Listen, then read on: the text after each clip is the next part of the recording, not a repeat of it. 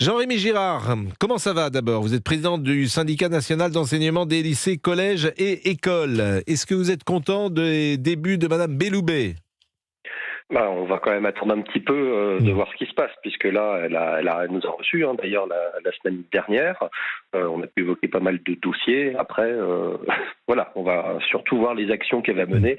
Nous, on se préoccupe pas trop de la personne de la ministre. C'est quand même la politique menée qui nous importe au SNALC. On a l'impression quand même que ces groupes de niveau qui avaient été lancés, ces classes de niveau qui avaient été lancées par Gabriel Attal, l'idée que moi je trouve intéressante pour tout vous dire, parce que ayant été confronté parfois à cela avec mes enfants, j'ai l'impression que quand un enfant est en difficulté, il vaut mieux qu'il soit avec des enfants qui soient comme lui. Parce qu'il va plus progresser. Si vous le mettez avec des enfants qui sont très performants, il peut être en difficulté, il peut être tétanisé, il peut oser ne plus parler, il peut être complexé, et que je trouve que c'est pas mal de mettre les bons avec les bons, et je dis pas les mauvais moi, mais les moins bons avec les moins bons. Je trouve que c'est pas mal. Alors on me dit que des études scientifiques disent exactement le contraire de ce que je dis là. Quelle est votre position ? Alors, sur la question des études scientifiques, c'est toujours un peu compliqué. Bah oui, pour le moins, on en fait dire ce qu'on en veut dire. Dans les sciences de l'éducation là-dessus.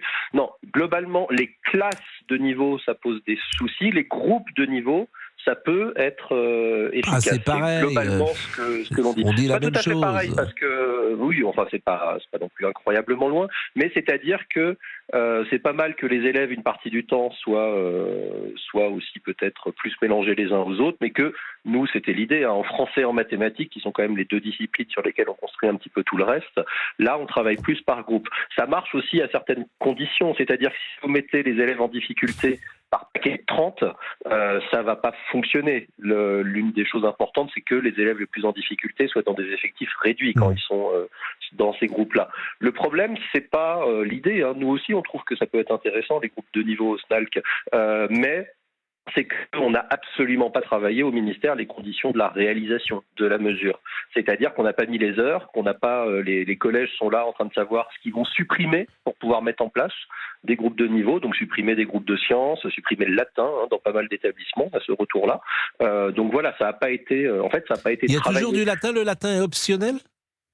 Le latin est optionnel, tout à fait. À partir de quelle classe ? Cinquième. À partir de la 5e pour le latin et à partir de la 3e pour le grec, mais c'est des disciplines qui sont en crise parce que c'est souvent les variables d'ajustement de telle ou telle réforme. C'était le cas de la réforme du collège de 2016. Ça risque encore d'être le cas vu qu'il n'y a pas les moyens horaires pour mettre en place des groupes de niveau correctement à la rentrée prochaine. Combien aujourd'hui en 3e par exemple ou en 4e y a-t-il d'heures de français par semaine ? Alors, en 3e, ça doit être 4 heures de mémoire. C'est 4h30, 4h30. Et vous savez combien j'en avais ? Parce que j'ai regardé. Vous savez combien j'en avais en 76 ? Alors, vous en aviez sans aucun doute plus parce que ça n'a pas cessé de baisser. J'en avais 8. J'ai regardé le nombre d'heures. Je suis tombé sur un emploi du temps que j'avais qui date de 79-80. Donc, j'étais en 3e. J'avais 8 heures de français. Vous vous rendez compte, 8 heures de français. Oui, donc on s'étonne que les petits Français écrivent ou parlent mal le français. Mais nous, on avait 4 heures. On est frappé, je le dis sans arrêt, parce qu'on travaille avec des jeunes. Moi, je travaille qu'avec des jeunes gens aujourd'hui de 25 ans, 25 ans. Et je les vois arriver. En plus, ils sont formés. C'est-à-dire que c'est des gens qui veulent être, ou qui sont déjà journalistes. Ils sont à bac plus 4, bac plus 5, bac plus 6.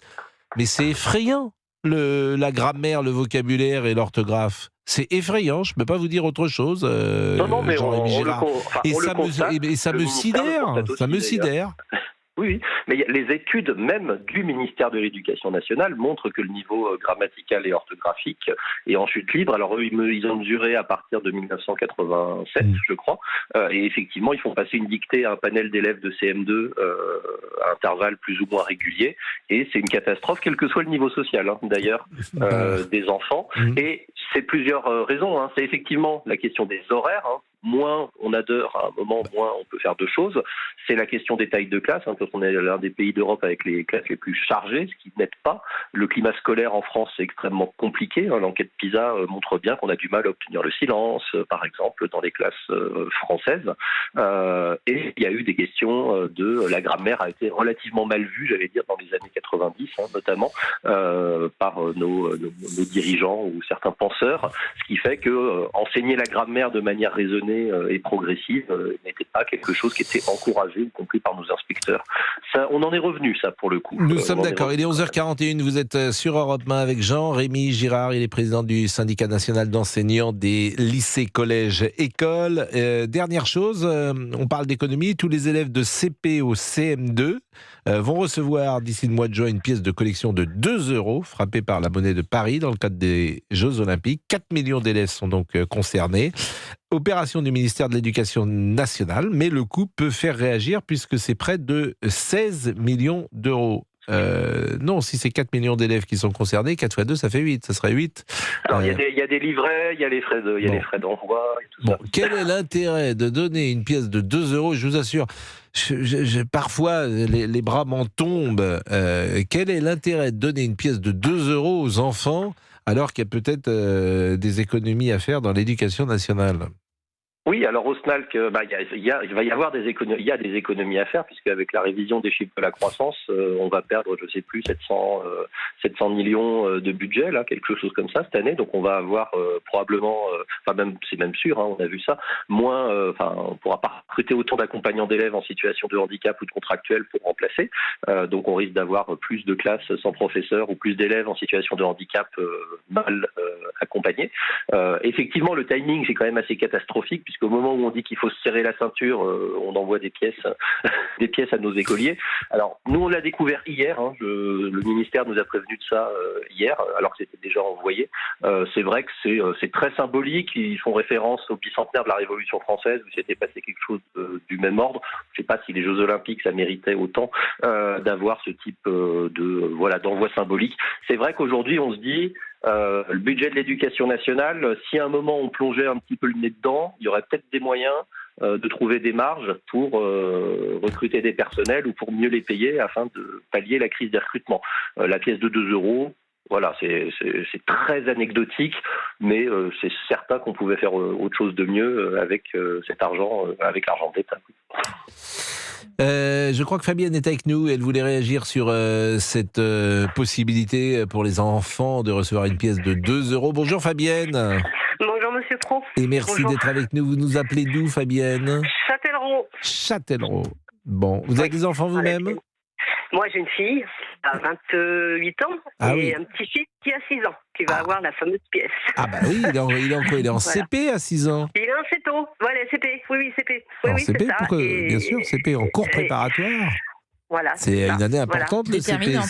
C'est là qu'on apprend à lire pour ceux qui ne savent pas lire. Généralement, on sait lire un petit peu avant. Des petites bases avant, oui. Oui, on a commencé un peu avant. Bien sûr. Bon, qu'est-ce que vous pensez de cette initiative?